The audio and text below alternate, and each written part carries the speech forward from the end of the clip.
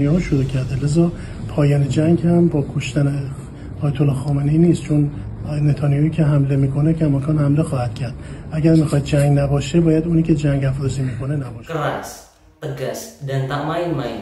Pernyataan duta besar Iran ini bikin semua pihak yang berada di pihak Israel langsung ambil tindakan tak terduga ini demi mengamankan sang presiden Benjamin Netanyahu dari serangan yang mengerikan dari Iran. Halo gengs, Arya Adiasa di sini.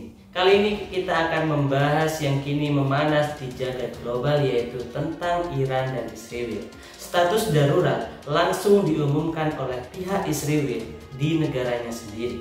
Padahal hal ini bermula dari Israel sendiri yang tak ada angin, tak ada hujan, memulai menggempur situs nuklir milik Iran yang sedang dikembangkan.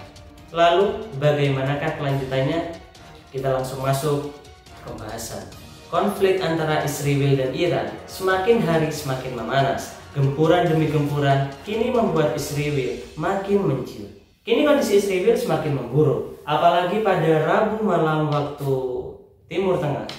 Iran kembali meluncurkan rudal yang membuat porak-poranda ibu kota Israel, yaitu Tel Aviv. Ini membuat mata dunia semakin terbelalak dan terbuka bahwa Iron Dome milik Israel yang katanya sangat kuat tersebut tak sekuat yang mereka klaim selama ini. Disclaimer dulu ya gengs, Iron Dome ini seperti sebuah pertahanan pelindungan yang dibuat oleh militer Israel yang katanya bisa melindungi negara dari serangan rudal ataupun semacamnya dari negara lain. Tapi faktanya kini apa? Beberapa gempuran yang dilakukan oleh Iran sukses menembus dan memporak-porandakan ibu kota Israel, Tel Aviv dan sekitarnya. Ini merupakan bukti bahwa Iron Dome yang mereka klaim selama ini tidak sekuat yang mereka bicarakan di negara manapun. Dan kini kita tahu bahwa Israel itu tak sekuat yang dibayangkan. Selama itu ternyata membicarakan Iron Dome, kita melihat fakta yang terjadi hari ini. Tentu semua itu bohong dan nol besar. Lihatlah porak-porandanya Tel Aviv saat ini. Ini menunjukkan bahwa Israel itu tak sekuat yang kita bayangkan. Walaupun setelah porak-porandanya Tel Aviv oleh serangan Iran, mereka bersikukuh tetap mengklaim bahwa serangan Iran hanya sedikit yang mampu menembus Iron Dome milik Israel. Kita lihat Tel Aviv saat ini gengs, gimana porak-porandanya negara tersebut akibat serangan dari Iran. Tapi mereka bersikukuh bahwa Iron Dome yang mereka miliki sukses menahan gempuran dari Iran. Tapi jika melihat fakta hari ini, kalian bisa lihat sendiri bagaimana hancurnya Tel Aviv oleh serangan dari Iran. Israel terus-menerus mencari alasan dan bersikukuh atas semua klaimnya bahwa mereka adalah negara yang kuat. Akan tetapi, ya kalian bisa nilai sendiri dan lihat sendiri di internet. Yang lebih mengejutkannya lagi, Iran mengeluarkan statement yang cukup mengerikan dan tentu membuat pihak Benjamin Netanyahu makin tak tahu harus berbuat apa.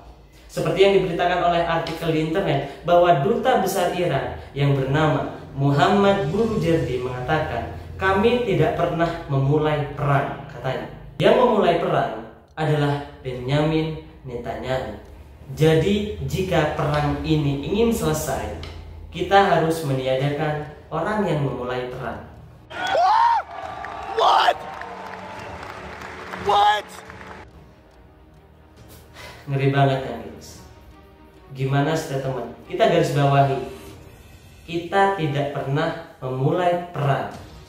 Jika perang ingin selesai, kita harus meniadakan Benjamin Netanyahu atau orang yang memulai perang.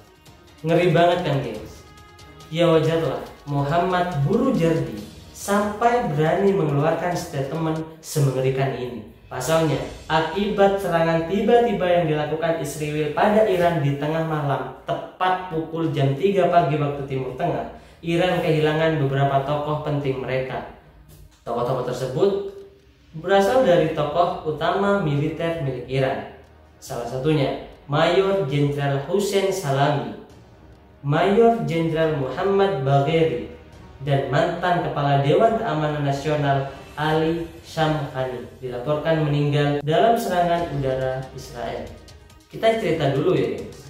Awalnya, kenapa peperangan ini sampai terjadi? Sebenarnya Israel dan Iran sudah lama tak memiliki masalah. Iran bahkan diam-diam saja jika Israel menyerang di tanah Iran, asalkan di tanah atau lahan yang tidak berbahaya seperti lapangan atau hamparan tanah kosong. Akan tetapi walaupun diperingatkan seperti itu, Israel malah rese. Dia malah menyerang di inti negara Iran tersebut, yaitu Teheran. Itu pun mereka langsung menyerang di pusat pengembangan nuklir milik Iran. Ibaratnya gini loh guys, gue punya kopi yang gue taruh di ceret besar.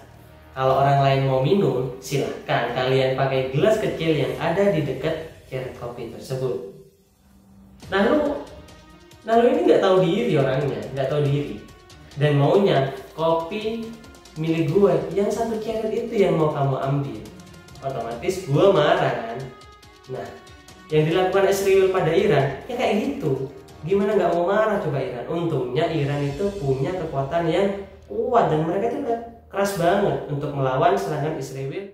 Dan kini setelah Iran membalas dengan serangan yang masih level 1 itu, ini masih level 1 loh ya, udah porak-poranda seperti itu.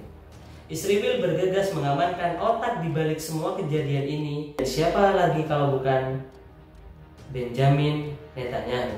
Sampai-sampai pertahanan militer Israel membawa Benjamin tersebut ke bunker yang katanya tempat paling aman di Israel.